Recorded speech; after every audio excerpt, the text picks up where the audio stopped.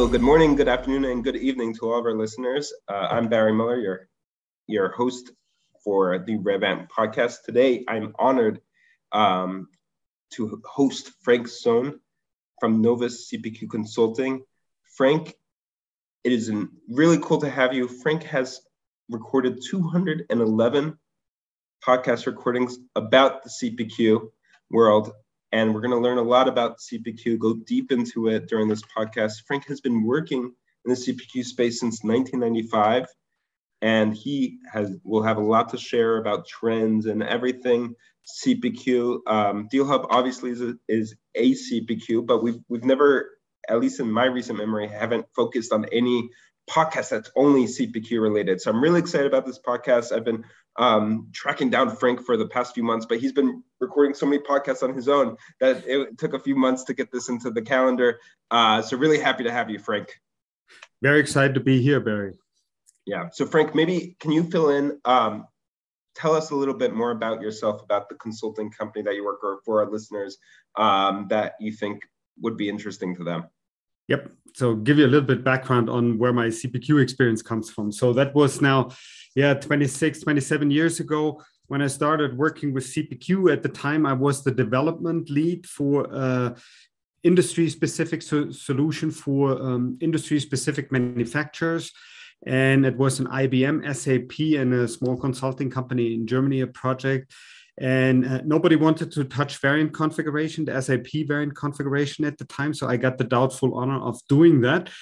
And I loved it. It gave me an opportunity to do something else beside developing code, right? So I could go into the plant and see how process actually worked. So that was great. And I continued to do that on the IT side, on the business side. I've set up many product models myself in various tools. I have done that on the IT side, on the business side, as well as for the merger and acquisition side. I was with HP for 13 years, was with IBM, was with other companies. In between 2015, I founded Novus CPQ Consulting. The idea was really to split time in two areas. One as like an industry analyst to learn and work closer even with the different solutions to see how they compare. And the other one is to have customer projects to help them find the right solution for them and get more out of these solutions. So I've done that ever since. Love it. I regularly talk, I would say probably to 35 different CPQ vendors by now. It's a large amount of system integrators as well. And obviously all the customers I talk to. In addition to that, I also talk to a couple of folks from universities to see what they are up to and what the latest trends are in that area. And I'm located an hour north of Denver in Fort Collins, Colorado. Now you probably know more than you wanted to know, but at least you have some idea. Good. Well, hopefully we'll learn even more in the podcast. So thanks for sharing.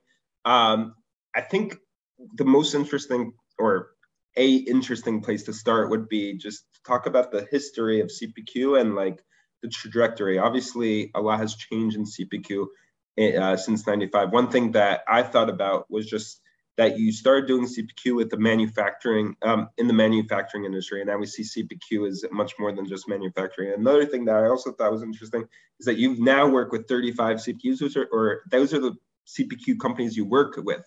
That means that there's even a lot more. And the ones that you listed from 95 were probably a lot less. So maybe you can tell me some of the top different trends about that, or the top 3 shifts from CPQ in 1995 to 2022 today. Yeah. So, I mean, okay, so I have to think a little bit about that. There's a ton of changes since then, right? So, I mean, the first one is what you have to keep in mind, even in 95, so the CPQ tools were not completely new, right? So they were called product configurators. So you wouldn't have called them CPQ. That term just came up somehow in the 2010s or so. The tools have been around for a long time. They have enhanced capabilities concerning product configuration, so you can handle more in more complex configuration. You can handle it faster, and that has changed. But in the mid-90s, what was typical is that you would have a product configuration tool that's tied to an ERP solution, to an enterprise resource planning system like your SAP or Oracle and other solutions which were out there. So they would be tied to that one. You would not have any, not any pricing is not fully correct, because you have pricing capabilities also in what I mentioned earlier, the SAP variant pricing, variant configuration solution that has pricing capabilities. But now you have much more, right? And then the third one is, I think, the user interface and the user experience has completely changed. So initially, the idea was these ERP solutions can do everything, and your sales reps can also use these tools. Now, that turned out not to be true, because a lot of these interfaces were pretty hard to understand. They had lots of terms in there which wouldn't necessarily make sense to a sales user. Like, for example, I remember on the SAP side, they probably still have something that's called an item category, which tells you what kind of product it is and what kind of treatment it needs. And I regularly saw sales reps confused by that, right? So now you can hide much more of that capability. And also one additional thing that I should mention, you asked only for 3, but this one I could just think of, was that the manufacturers were really pretty strong early on with these product configurators, right? And that has spread to a whole bunch of different industries that use the solutions now. Now you also have solutions which use visual CPQ, which was even 5 years ago, not even close to the level where it is right now. So there is a ton of progress in all different kinds of areas. The latest one is probably this excitement about integrating your CPQ solution also with billing solutions, since you have this trend towards subscriptions, right? So, and you could go on and on. So tons of things have changed. If someone worked in the mid-90s with these solutions, didn't do anything with it, and looked in 2022 the first time into these solutions again, they would be very surprised what they do and how they are used. Oh, absolutely. That's super interesting. And I guess for our audience at home that doesn't know what a CPQ is, maybe we could have started a little earlier with this. Yeah. Not all of our audience is maybe even uses a CPQ. And I actually thought it was interesting when you mentioned sales reps didn't know how to use the CPQ, but some of them might not even know what a CPQ is. Maybe we can even define what CPQ is, or product configurator if we want to be more retro. Yeah. So let's go there. So what is CPQ, and that includes a product configurator. So from a sales point of view, and again, going back to the mid-90s, as you have potentially complex products, like, let's take an example, you have a car, complex products, many different parts, you could have it in many different flavors. So just to make sure you're getting a workable product, so a car you can actually drive and looks and behaves the way you want it, right? So that has taken quite a lot of time. So now time is money. You want to have these, you want to know faster what is configurable and what's the correct configuration, what price do you get for it. So all these CPQ solutions, and previously the product configuration solutions, were basically intended to get a workable product out of these complex products. And you want to do it obviously faster all the time. So which you may have been happy in 95 to configure something and have the solution within 5 days, right? So right now I want to have that in 5 minutes. So the speed is very important. So configuration is really different engines address different complexity. Obviously, not everyone is trying to build a car. So you may have just a much simpler product, a t-shirt or something like this. But even that comes long sleeve, short sleeve, printed, color, and so on, different sizes, right? So you have the configurators for all kinds of different capabilities and complexities. You have pricing, could also be very different. So traditionally, you would say, I import the price out of an ERP system, and I display that while we configure the product, so you know what pricing is. So now I could go much further and could say, I want to use price optimization. So to use a slang term from the pricing community, the willingness to pay. You want to get the highest amount the customer is willing to pay. So for that one, you have to potentially consider lots of data and to come to that point. Is a customer willing to pay for that iPhone 699, or could you also get 749 out of it and stuff like that, right? And that's a bad example because that's almost a commodity, right? So, but more with this one-off kind of product as the pricing is more challenging, different. And then you want to also see how do you offer the quote that you get out of this to your customers. So you have PDF. One thing that DealHub does for a while, and I like that from the beginning, is to issue the quotes also on a microsite, right? So we have much more analysis capabilities and stuff like that. That's very good.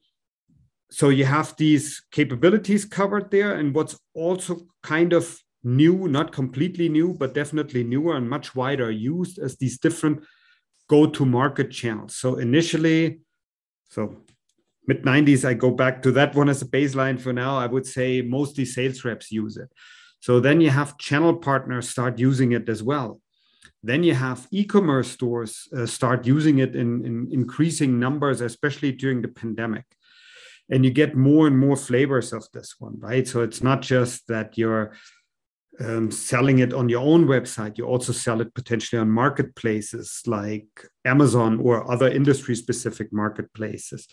You also offer more starting points. So you cannot always train a salesperson first for a week to show them how this tool works and what they need to do. So you have to show it to a customer. So in this case, the customer has to keep interest. If they don't understand it, they will leave very quickly. So you have a lot of gamification elements in there. So it's not necessarily the goal for you just to go to a website and configure something. I want to keep you on the site for 20 minutes. I want you to be emotionally engaged in it so that you're coming back and that you're getting more out of the configurator than just getting a valid product out of it. You want to have kind of an experience connected with it and so on. So lots of things have changed. So, and I think very exciting things. They should be used much more widely.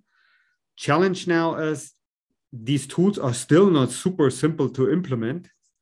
They have lots of complex functionality. So it's a very exciting environment. The key right now, I think, is to make sure enough people understand these tools good enough to see what huge potential they have to really have a benefit. And I work with it on both sides, also as kind of a user on the sales operations side, right? So where we support the teams.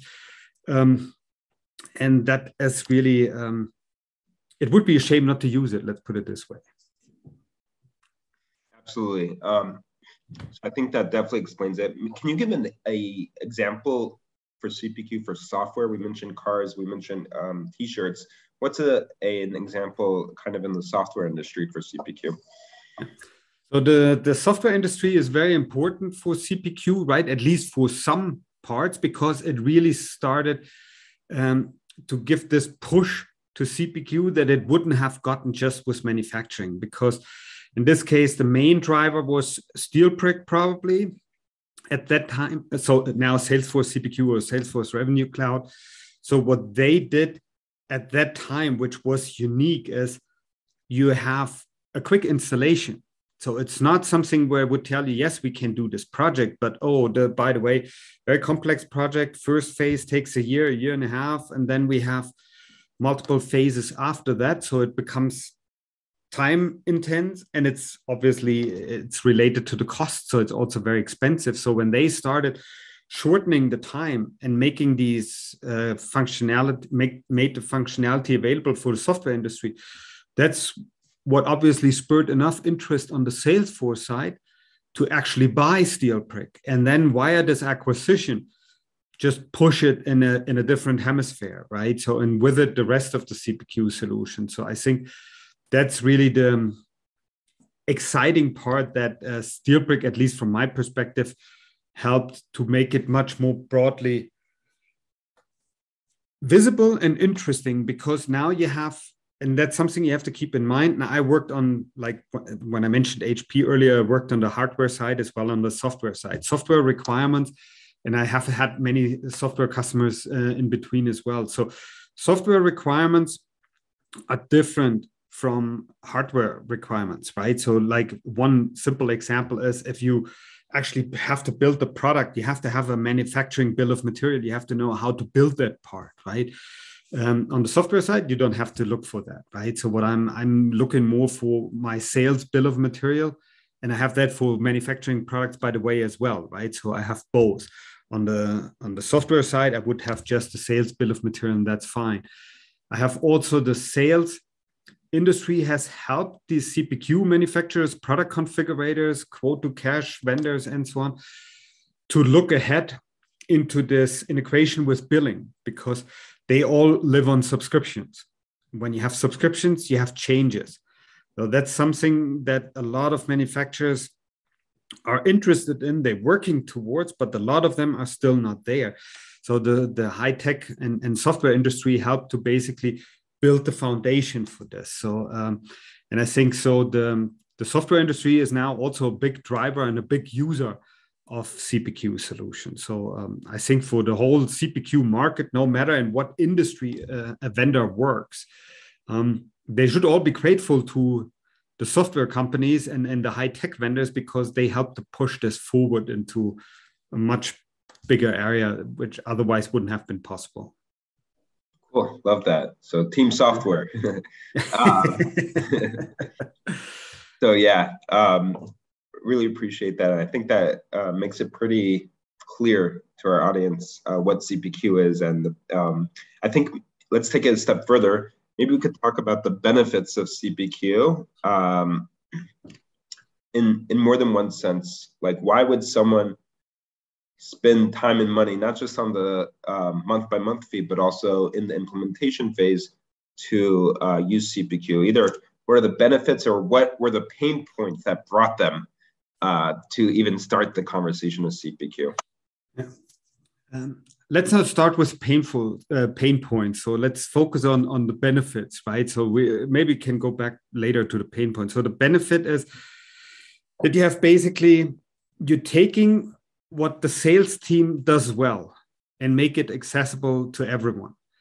I think everyone in a sales team knows you have, if you look at the team as 100%, there's a good chance that 20 to 30% maybe of the sales people do most of the sales, right? So the other ones trying to use this, make work better or worse, right? So, but there's typically a smaller amount of people who does most of the selling. So it's, when you have a solution like that, it helps you to standardize their approaches and make them accessible to everyone, right? So because in this case is what makes you successful and lets me struggle, right? So maybe I can learn from you and take on some of the things that you do and put them into a tool. The other thing is you have a very high need right now to customize almost everything, right? So nobody wants to buy stuff from the shelf that's the same as everyone else. You want to have something that's a little bit unique. So when you have that, you will always have the need for a configurator tool, right? So some form of configurator, not the most complex, not the simplest. So it always depends what industry you're in, what your use case is and stuff like that. But it helps you to get access to these customers because you can offer these tools to them. You can also offer that in combination with something like guided selling, right? So where I just ask you questions, I show you 10 products at the end, you pick one, and the one that you pick, you can additionally configure, right? So that's, I think, what people want. Increasingly, they want to do it themselves. You don't just want to talk to a salesperson who gives you these things. I want to do this myself. Then you have the typical classical benefits, right? So it's increase the margin. So that's again looking at it from the point of view of a salesperson, because I want to get the higher margin. I want to get more money out of this product from you, right? And that's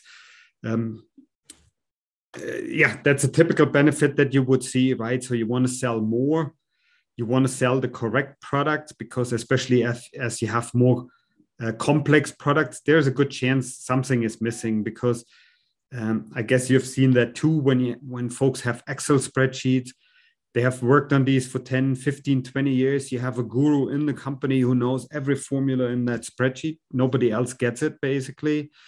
You have different versions of the spreadsheet potentially flying around, right? So Even though it has worked, it has saved them quite some money over time. At one point, you have to make a decision to switch because it's just no longer manageable, right? So in the worst case, the person who maintained the Excel spreadsheet is going to retire.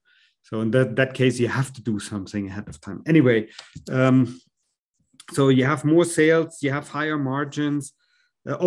One thing which is very important to a lot of customers, also this cross and upsell functionality. Cross-sell meaning, I have an idea. If I sell you a computer and I sell you a handbag with that, or I sell you a mouse with that, that would be a cross-sell, right? An upsell would be something like, I sell you the MacBook Pro 13-inch, and I could upsell it to the 17-inch or whatever it is, right? So these capabilities, they actually add considerably to the bottom line.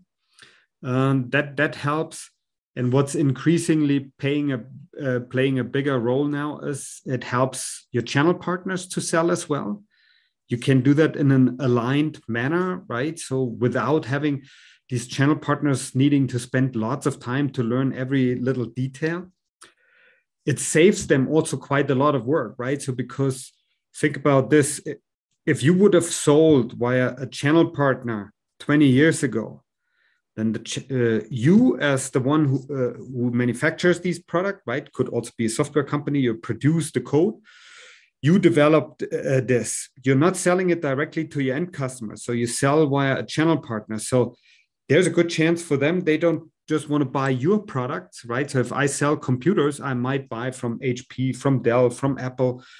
And I don't want you to see my prices, right? Or I don't want you to see how much business I do with others. Also, HP wouldn't want you to sell a Dell mouse with the HP computer, right? So in this case, they have to set up all this stuff themselves.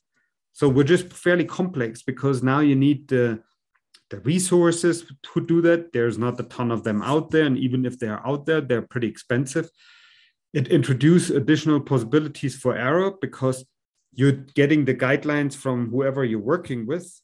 They can change that on a very short notice. So you may have to jump into your production system 5 times a day to make the adjustments they made, but only tell you 2 weeks later, right? And stuff like that. So that's really making a big difference as well. And right now, especially with the pandemic, this large increase in e-commerce sale, right? So because now I give you a completely different experience online, where you would now expect online, if I let you a product configure, I need to give you help. That may be sometimes visual, that may be audio help, it may be a little video that I show.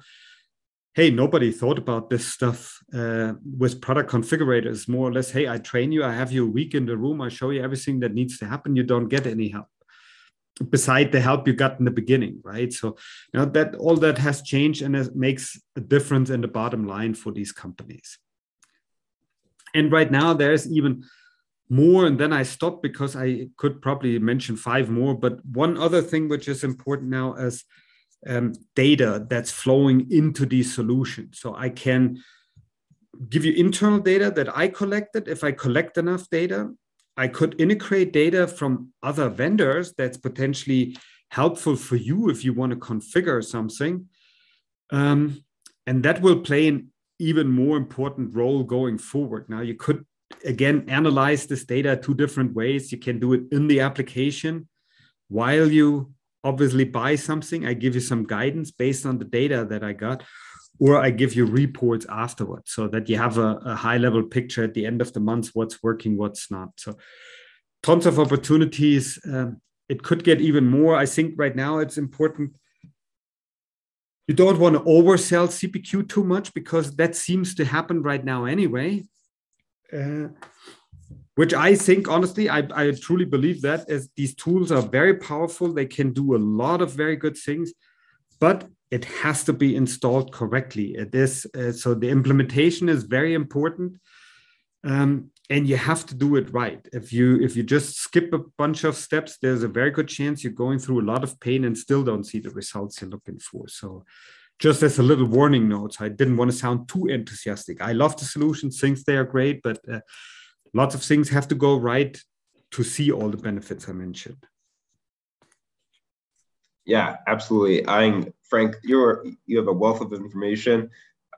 It's a shame that we can't go for another hour on this. So I really appreciate it. Let me ask you a specific question, maybe a benefit that would it was part of your top 5 that wasn't listed because the list was too many. Something that I've been noticing, I guess a trend in the workspace is that people are talking about the Great Resignation, etc. And you touched a bit about this on employees adapting it more, and that the CPQ is more adaptable than it was, obviously, much more than in '95. But would you say that, or not would you say, but like, how do you see CPQ playing in the world of employee satisfaction and helping retain employees and helping onboard employees? Do you have any thoughts on that topic? Yeah. So on this one, I think there is still room for improvement. Let's put it this way, right? So because I think they gotten much better, considering where the solutions came from. I think it's still what the skill set you need with a CPQ solution is a little bit a mix between art and science, right? So I want to make something interesting for you, as I mentioned earlier. So one example of this would be, if I'm selling you a car, I could sell it to you in a neutral background, so you have no connection to it. I could also go ahead and first let you choose a character, right? So, and via your IP address, I know where you're located. So you can select the character, I put the background, I put that in the back, and get you much more engaged in this, right? So when you sell, I could also say, hey, you can download this configuration, can bring it to any vendor, and they could start their pricing options from there and stuff like that, where I get you much more engaged. I could send you, even when you, like when I took the car example, I show you how the car is built. I sent you pictures from the manufacturing line. I show you when it's shipped, actually, right? And so on. So I think usage-wise, there's much to be done, because it has improved it. You also have more users who adopt it. I think it is still something where I think sales enablement teams, product development teams can do more, have to do more, especially as the tools get more widespread. They're getting more used, right? There is more things you could do to simplify the usage, and that's subjective, right? So that's when I say, hey, what's the good user experience for one is not the good user experience for another. So, but I think there's still room for that. And then also a good number of customers still make the mistake that you think everyone will use it anyway. There's not much of a choice. We already bought it. We have the licenses. We went through the project, and now you go through it and you don't prepare the users, right? So in this case, I think then you shouldn't be surprised if they are not enthusiastic to use this, because there's lots of these little tools everywhere. Nobody is getting paid for using these tools. So I'm not excited if you send me a new tool, right? So, and hence I think it's really a big task for sales enablement teams to say, hey, what's in it for me when I use this tool? Why is it good to use? And what are the benefits? And how can I learn this without trying to get certified in 3 weeks for all kinds of stuff that I almost never use, right? And where do I have more help? Do I need to offer online help as well? And so on, right? So yes, we've come a long way. From my perspective, there's still a long way to go before they can get more widely adopted, because it's still too much. You see, you have the mobile solutions on the iPhones, on the iPads or tablets and smartphones in general. But who's using that, right? So, and how can I get more people access to it by not hiding it in three menus and stuff like this? So, I think vendors spend more effort on it. They also get external teams involved and stuff like that. But I would say if that's getting considerable improvement, they will be used even wider. So I don't see any way to stop CPQ at this time. So I love that. Well, always CPQ, even though it's progressed a lot, it's still very interesting, and things are changing, and there's even more ways to improve for the industry as a whole. Yep, absolutely. Cool. Yep. I think the only thing I told you I was going to ask you, I still haven't asked you. So I'm going to ask you now before we run out of time. So you've done 211 podcasts. You've been doing your podcast since 2017. So it's mostly about CPQ, if not completely all about CPQ. So what I could take this question a few ways, but so you can also answer in a few ways. But what are like three things that you took really away from the podcast, not from your being the podcast leader, but maybe something you learned during these podcasts that really stays with you, whether it be information about the CPQ, whether it be a life lesson, take it however way you want to take it. So the one thing I learned is since I had worked already so long with CPQ before I even started the podcast, was over 20 years, right? Not everyone is so excited about CPQ as I am or wants to be so excited about it, and that's fine. I think it's good to have a wider perspective. If you use CPQ as less important, then look at it from a sales perspective and see if CPQ is a solution, part of the solution, or maybe shouldn't be there, right? So I think that was one thing I really learned. So to take a step back and not just go with my enthusiasm about the topic into everything. The second one was there are many different solutions who serve different purposes. So it's let me compare it with something everyone understands. If I would show you a very nice and sexy sports car, right? So 95% of the people would probably say, hey, that's probably a great car or the best car, right? So, and it's like, it's relative. If you have to transport stuff, the Lamborghini may not be your best bet, right? So if you want to drive really fast, again, a pickup truck is probably not your choice, right? So you have to look at it from different perspectives. So I think when you see ratings, evaluations of these solutions, they are always made with a certain preconception on what you consider good or what you consider helpful. And that can be very different for different customers. So it's hard to really make everything look at it from one point of view. So I think that was another one. What else could I tell you? I mean, right now, what I realize is there are many more people working on CPQ than used to work on it. It still takes time. And I think that's one thing that you can also see, even though the topic is hot, it sees lots of investment and lots of other very positive things. The number of people in the area grows fairly slow.